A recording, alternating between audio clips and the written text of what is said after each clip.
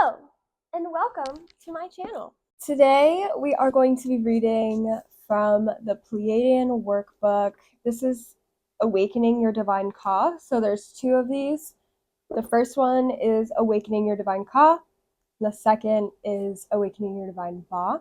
I have both, but let's start with the first one. I'm excited to read this. There are a lot of practices in here, which is why I want to read it out loud. So I'm going to start at the beginning. But then I'll highlight the specific practices on my page as well. So if you're unfamiliar, this is by Amora Kuan Yin.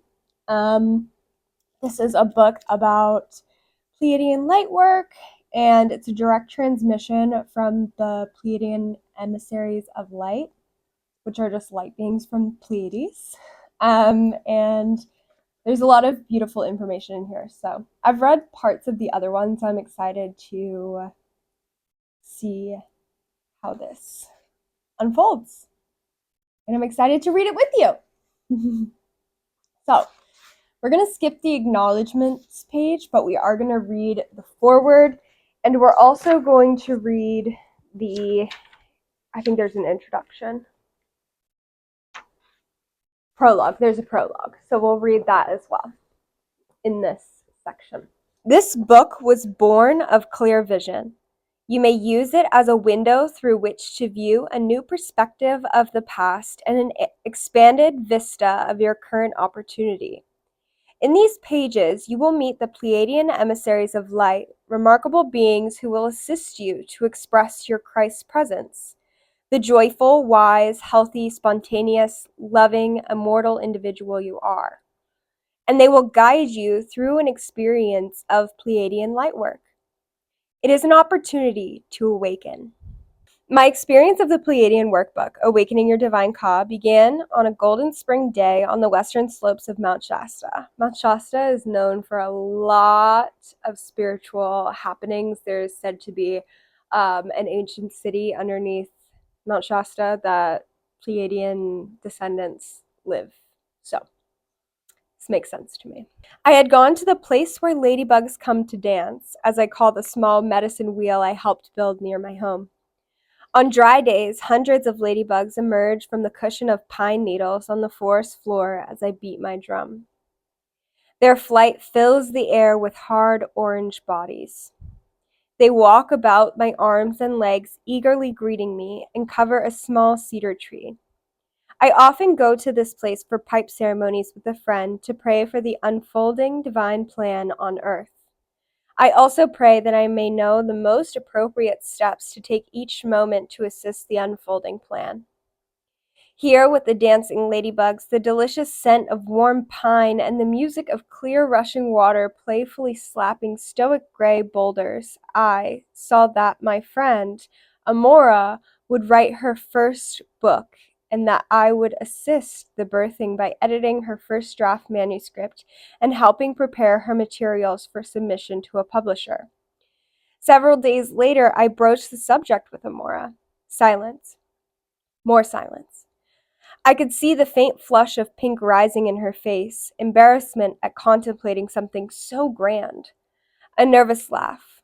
We'll see, she stated in that I'm changing the subject now tone of voice. Within weeks, confirmation came from the other unexpected sources. The project was conceived. By the time Amora began to write and I began to edit, I was working with the Pleiadian emissaries of light every day, especially during sleep, with the intention of transmuting anything, beliefs, thoughts, forms, genetic encoding, karmic imprints, behavioral patterns, that in any way hindered my full expression and embodiment of my Christ presence. With the assistance of these Pleiadians, I carefully scrutinized my own life and body to determine what patterns I carried. Then I applied the techniques of Pleiadian lightwork to make the needed transformation. I noticed that I was beginning to read between the lines, so to speak. I seemed to have access to new information and knowing that was not in print in the book, which I could immediately apply to my life. Much of this new knowing was very practical and basic information for my physical well-being. An example was the intuition I received regarding indigenous plants. I began to understand that in order for my Christ presence to be fully expressed on earth, certain adjustments in the genetic coding of my body would be necessary. I began to understand that specific native plants in my environment had the ability to make those adjustments. One day, when I began to work the soil and prepare my garden for spring planting, the thought of native plants came forcefully into my awareness. I stood transfixed. Earlier in the morning, huge feathery snowflakes had fallen and disappeared into the dark brown earth. Later, a cold, glistening rain beat down on the community of plants inhabiting the grounds within the garden fence. Now the air was wet and cold and vital, and every plant stood in vibrant green contrast to the dense gray sky. Native plants, I thought, surely there must be some here for me now. I began to notice the variety of wild plants. I noted how some species emanated a powerful vitality and were very abundant. I reached down and picked a handful of chickweed and placed it in my mouth. The taste was mild and sweet. Shaking the raindrops free, I selected a young dandelion leaf and carefully bit into it. A pungent, bitter taste satisfied me. A beautiful mullein plant, tender in its softness, caught my eye. I thought of tea. As I stood in my garden that morning, I began to understand something of the relationship between my body and the indigenous plants. I knew what was provided for me now and why. I perceived the cycles of the plants and understood how other plants would have similar purposes for me in their time, too. Indescribable joy filled me. Only the song of an occasional robin broke the silence, but I think every cell in my body and all the plants in the meadow were singing in chorus. Later that day, I referred to a book of herbs and confirmed that chickweed is a blood purifier, as are the tops of red clover that bloom in the summer and the roots of Oregon grape that can be found in the winter. Later, I verified that young dandelion greens are a powerful liver cleanser, and that in the spring humans produce a secretion for liver cleansing. And I was left with a subtle intuitive sense that these properties of plants are simply the easily observed side effects of a deeper effect that science has not measured. My knowledge of native plants continues to unfold. The artful balance of idea and application is much of the genius of the Pleiadian workbook. Ultimately, it is not enough to read about something to think about certain ideas. The way to know something is to experience it. The material in this book is carefully arranged. If you read it from beginning to end and do the processes as they are presented, you will be surprised and delighted by the results. I have had some remarkable and profound experiences with the techniques in this workbook. Sometimes the simplest techniques proved to have the powerful and far-reaching effects when I applied them at specific times in my life. One example was blowing roses. I first learned this technique several years ago while I was on a walk with Amora through far meadow to an area where the larkspur bloomed. We had come in search of the sapphire blue flowers that hid in the sage. It was that magical time of warm afternoon when all the trees seemed to radiate light and you could float through the soft golden air. Despite the splendor of the setting, as I walked, I began to feel increasingly weak and nauseous. Try blowing roses, offered Amora. Create an image of a large, beautiful rose before you. Now put the face of that anxiety-ridden client you saw before our walk in the center of the rose. Simply allow the rose to absorb this person's energy from you. When it is complete, dissolve the rose. As we walked, I did as she suggested. I could feel the pain and nausea lifting. Within minutes, they were completely gone. I was grateful and amazed. I have used this simple technique with wonderful results innumerable times since learning it. This may seem to be a small thing, but considering my past experiences, it has important ramifications for my life. Since birth, I have been very clairsentient. As a child, when I saw someone hurt, I yelled, "Ouch," because I could feel the pain. I have always been able to feel everyone's emotions and sensations in my body. Very frequently, I have unconsciously absorbed them. This has quite literally been a sickening experience. While living in San Francisco, I would sometimes be caught in gridlock traffic during rush hour. I would sit patiently and gulp big mouthfuls of lemon cream antacid directly from the large economy-sized bottle I kept in my car at all times, and practice deep breathing exercises to release the pain. As early as kindergarten, I learned that before I slept at night, I would probably vomit, but when I did, I would feel strong and well again. As an adult, I sought the advice of medical doctors and alternative healers, but almost daily I still experienced at least a few hours of extreme discomfort and vomiting.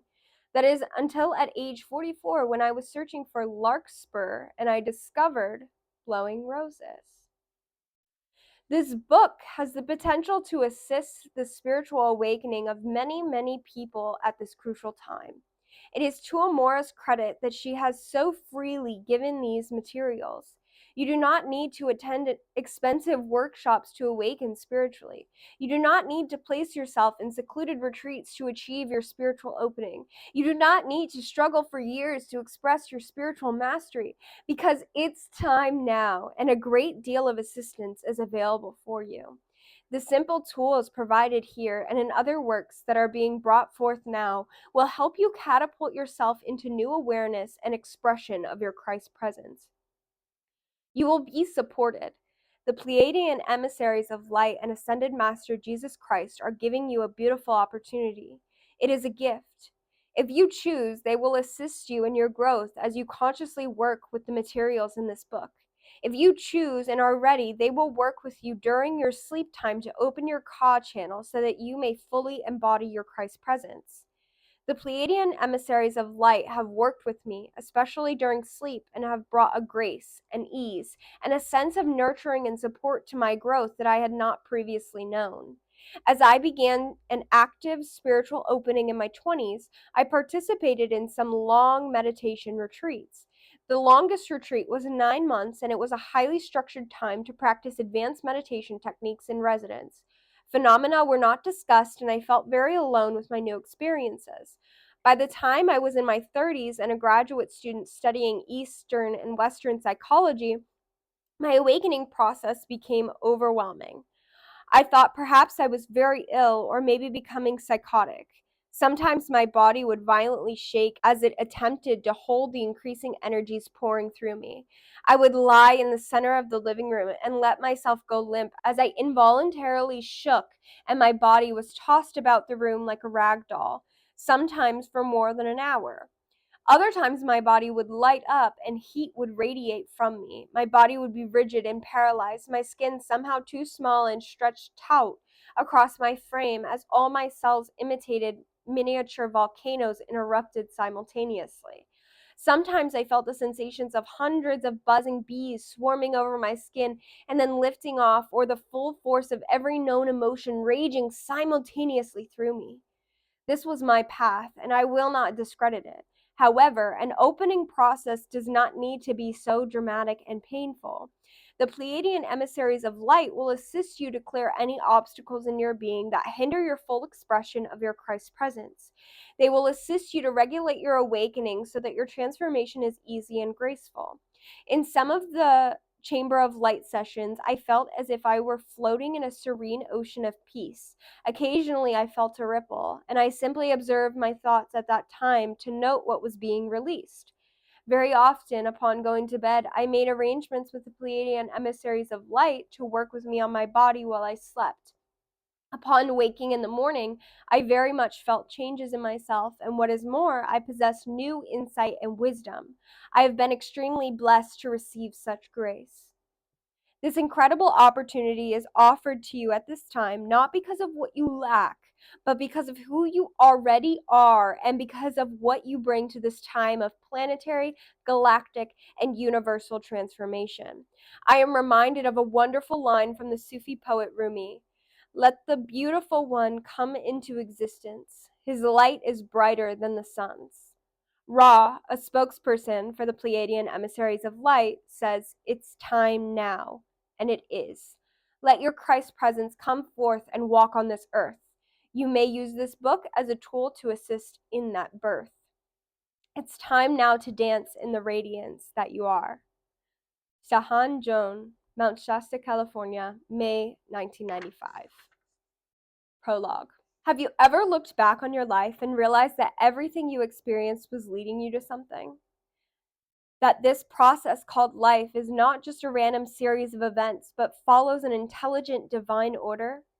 The Pleiadian lightwork has been such an unfolding for me. As a child, I saw fairies in miniature spaceships made of blue light in the flowers and bushes. When I closed my eyes in a darkened room, I saw swirling mandalas of multiple bright colors, images, and scenes. Upon awaking or falling into sleep, past life movies played before me. I did not have names for all of these experiences then, but they were an important part of me, a part I knew I could share with no one. Throughout the years, occasional psychic phenomena, which I've preferred to call full sensory perception phenomena, haunted my otherwise ordinary days and nights. I simply learned to live with them. However, by the late 1970s and my Saturn return, the experiences had become more and more frequent, as well as emotionally unnerving. I considered myself an atheist by then, disillusioned with organized religion, but I knew past lives were real because of my lucid, recurring experiences. In my very first past life healing session with a regressionist, much to my chagrin, I found myself on a mountainside meadow with thousands of others as Jesus delivered a sermon. I had told Mr. Brown, the therapist, I'm here to heal my past lives so I can get on with this one. But don't you try and convince me of any religious crap because I'm an atheist. I just want these past life memories to stop invading my life. I have often wondered how I might respond to a client who came to a first session with such an arrogant, non-spiritual attitude. Hopefully, I would have the patience and tolerance Mr. Brown did, as he simply replied, "That's fine," and began the session. In my Sermon on the Mount regression experience, as Jesus spoke, there suddenly appeared a gigantic spaceship made of stellar blue light just above the woods to his right.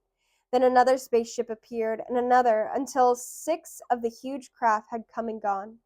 All around me, people fell to the ground, covering their heads and whimpering. But I stood, hands above my head in ecstasy, silently repeating, "Home, home," and weeping tears of joy. With a tug on my garment, my husband cried, "Samantha, get down." I stood transfixed, unable to move, until I felt a magnetic pull at my third eye and found myself eye to eye with Jesus Christ. My third eye was lasered with a beam of the most intense light I had ever seen, followed by a cellular flood of light and energy. I burst into tears of spiritual awakening and joy. I had experienced a cellular awakening, my soul's remembrance of itself, and enlightenment all at once. The scene replayed itself from the beginning to end, complete with all the sensations and knowing, and then ended. Immediately, I re-experienced myself as pure consciousness in the form of a blue ball of light falling through space to Earth from a large blue star. This was the beginning of my spiritual awakening in this lifetime. At that time, I had no reference points as to the meaning of enlightenment. I had never heard of spaceships having any connection with spiritual or religious phenomena. I had never even heard of auras or oversouls or Shaktiput, all of which I had experienced vividly during the regression. I opened my eyes after the session and saw a clear green light around Mr. Brown's body. I remarked to him, "Mr. Brown, your aura is so green tonight. What does a green aura mean? In fact, what is an aura?" He looked at me rather suspiciously as he replied, "You obviously know what an aura is. You just talked about mine." I assured him that the words had come from my mouth, but that I had no conscious knowledge of what I was talking about. I was seeing auras for the first time in this life, yet I had no understanding of what they were. Mr. Brown gave me a very basic definition of an aura, saying it was a person's energy field around his or her body. It was years before I understood the connections between the Christ, Sirius, enlightenment, and the spaceships of light. I learned that the extraterrestrial light beings who taught and healed me while I slept were from the Pleiades, and that their work was to help bring about the second coming of Christ en masse, when many of us here on earth become actualized Christed beings. I also came to know that spaceships from Sirius appear as blue light vessels, and that the Christ teachings for this galaxy originated on Sirius and are held there and impulsed to Earth. All of these puzzle pieces put together have led to the Pleiadian light work taught to me by the Pleiadian emissaries of light and the ascended master who was Jesus Christ when last embodied. Pleiadian lightwork has several facets, including hands-on energy work, clairvoyant reading, dolphin brain repatterning, dolphin star linking, and higher self alignment.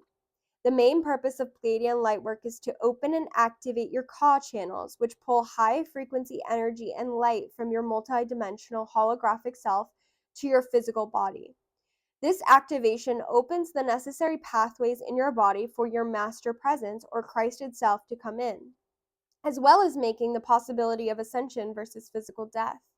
The alignment of your divine self and your physical body raises your vibratory state, energizes your acupuncture meridians for physical balance and rejuvenation, accelerates your spiritual evolution, activates your electrical light body, increases the flow of cerebral spinal fluid throughout your central nervous system, clears neural pathways, and stimulates emotional healing. Much of this healing and spiritual transformation work can be done without a human practitioner. If you know how to call on the Pleiadian emissaries of light healing teams, what to ask for, and appropriate self-care methods for assisting in your own process, sessions can be set up in your own home.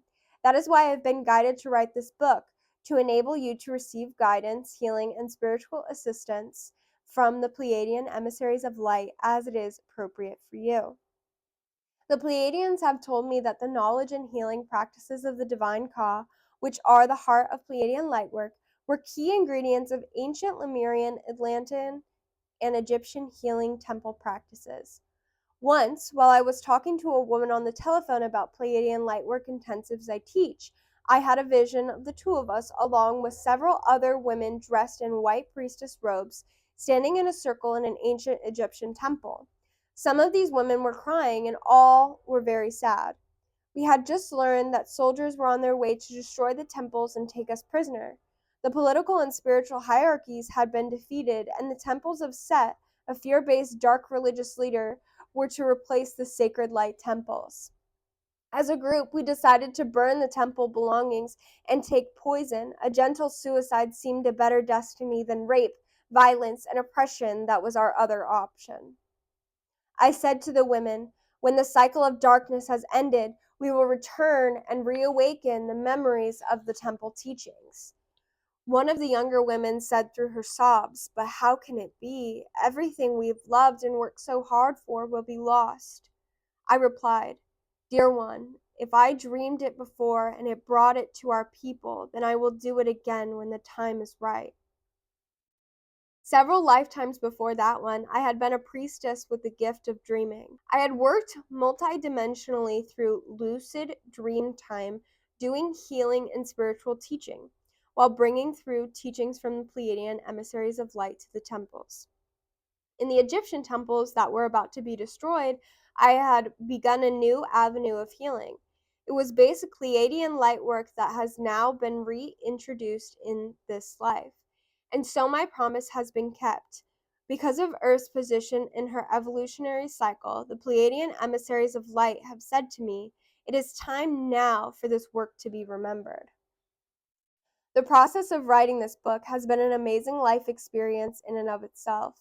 I deliberately decided, once I was asked to do the book by the Pleiadians, not to read any other remotely related materials until the manuscript was completed. So any similarities of information are totally coincidental, except for a few cross-references to Barbara Handclaugh's newest book that were added afterwards.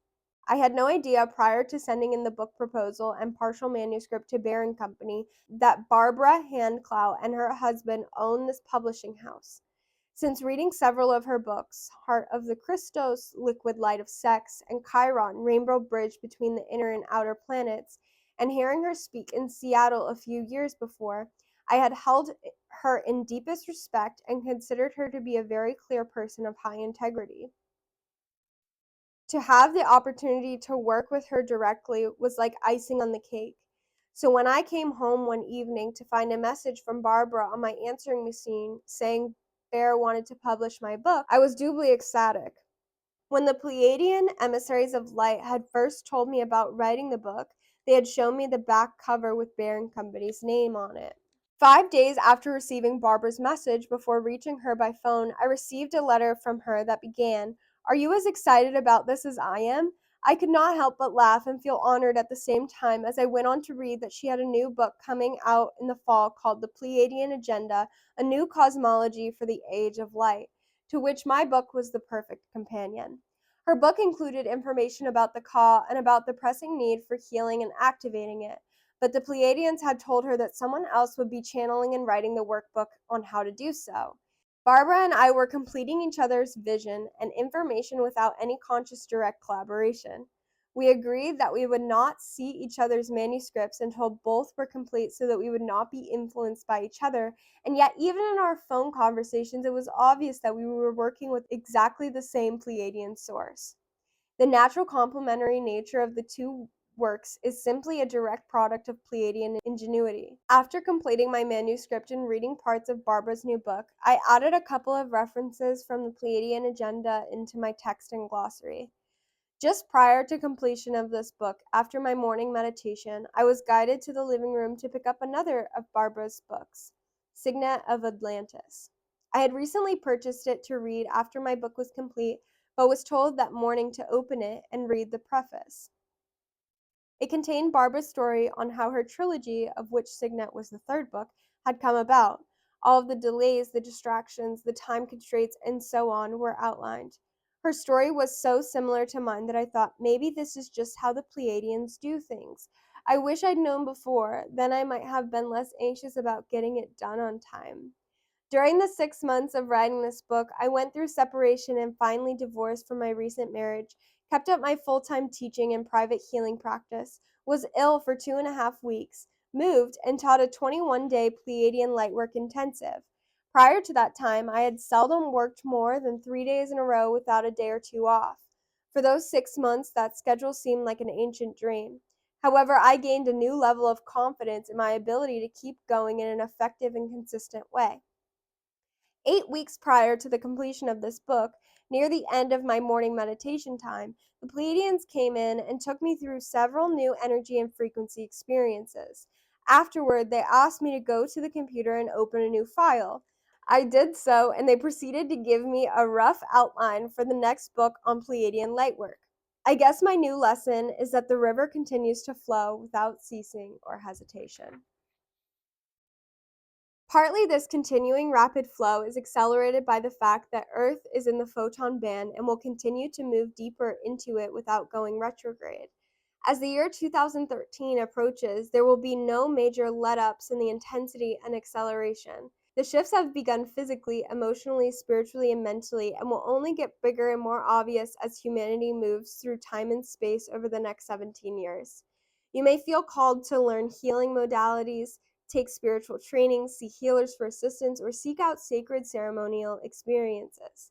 You have your own individual role in the upcoming times, and your urges need to be examined and followed through on when they feel divinely inspired and are not just reactionary fears about being left out.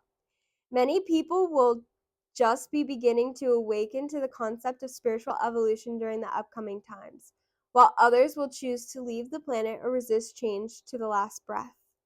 If you have a role during these accelerated days as a healer, teacher, counselor, or knowledgeable friend, do not hesitate to prepare yourself to fulfill that role. The Pleiadians and my hope and intent are that this book will contribute to the grace and deepening of your healing, clearing, and spiritual evolution, as well as that of the planet. With unity of purpose, we shall individually and collectively give birth to a new way of being and living, and the goal of planetary ascension will be achieved. And that is the introduction to the book. So next time, we're going to read section 1, Why the Pleiadians, Why Now? And this has a few chapters in it, so we'll read that all together next time. I'll see you then! Make sure you like, subscribe, and follow if you want to see more videos like this, if you want to read with me more books like this, and if you have any recommendations for books that you want me to read out loud, go ahead and drop those in the comments. I love to see you here. I love to feel you here, and I'll see you next time.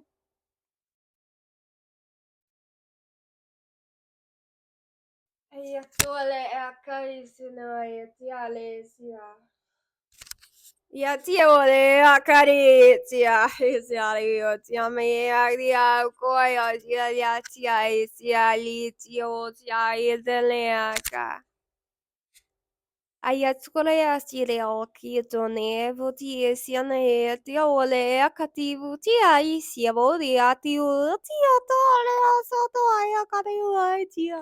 Aiatuia tia tia. Ayakadewale.